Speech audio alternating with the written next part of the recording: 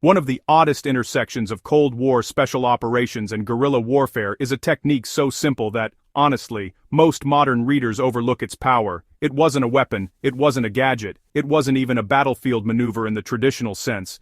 Instead, it was a geometric mindset learned independently by two groups separated by culture, language, and ideology. United States Navy SEAL reconnaissance teams operating in the early electronic warfare era, and Afghan Mujahideen, fighting the Soviets in the mountain passes of Kunar, Paktia, and Nuristan.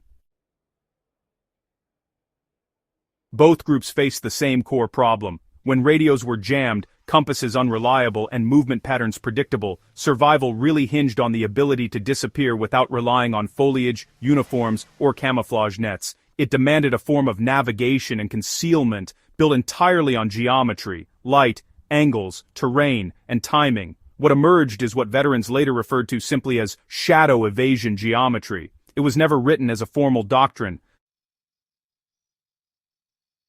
It surfaced in after-action reports, field notes, tribal oral histories, and the memories of men who operated in places where electronic warfare made traditional tools unreliable. And although the modern battle space is saturated with satellites, thermal arrays, and digital surveillance, the core insight still holds. The landscape itself is a weapon, if you understand its geometry. By the early 1980s, the KGB and Spetsnaz units were deploying portable jammers capable of disrupting short-range radios in Afghan valleys. Mujahideen cells, already operating with limited technology, found themselves unable to coordinate using even basic sets.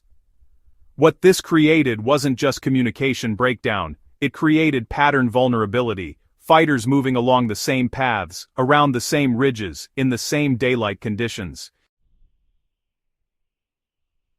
SEALs running reconnaissance in hot electronic environments, Central America, the Gulf, the Horn of Africa, the Balkans, faced a different but, comparable issue.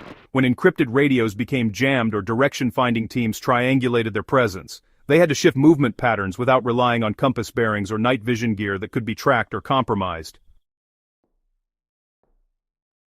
In both cases, the solution had to be zero-tech, instantly learnable, resilient under fatigue, independent of gear, and, invisible to enemy sensors. Shadow geometry answered all of those constraints. Shadow geometry was not hiding in shadows. That's amateurish and, honestly, not remotely what these men were doing. What they used was predictive terrain shading, a way of moving through landscapes based on the future position of shadows, not the current ones. This required a specific mental discipline reading ridge lines, structures, outcrops, and canyon walls as if they were clock hands, measuring not the time of day, but the time until locomotion was safe. In other words, the operator didn't ask, "Where is shade now?" He asked, "Where will geometry produce shade in 10 minutes?" This turned movement into a timed pattern of short bursts into pre-darkening corridors. Soviet patrols and aerial surveillance expected motion in illuminated areas or static hiding in dark areas. They were not trained to detect movement synchronized with the emergence of shadow. Veteran testimonies say the same thing. You moved slightly ahead of darkness, not inside it. This made bodies appear to vanish from predictable tracks without ever needing thick cover. SEALs learned this concept from a mixture of jungle warfare, maritime boarding operations, and indigenous partner forces who, honestly, understood local terrain better than any map could illustrate. In high canopy environments, shadows don't simply appear, they travel. That movement becomes more important than the shadow itself. Mujahideen fighters observed the same phenomenon in mountain warfare. In narrow valleys, shadows move across the ground like tides. A fighter who moves with that tide can break line of sight on patrols without sprinting, crawling, or relying on concealment that might be exposed by aircraft circling overhead. Neither group wrote it down, both used it instinctively. When electronic warfare removes the predictability of tools, the enemy assumes that you become predictable instead. They figure you'll choose the shortest route, move through existing shadow, freeze in exposed light, and pause at predictable cover. But shadow geometry, well, it breaks all four of these assumptions.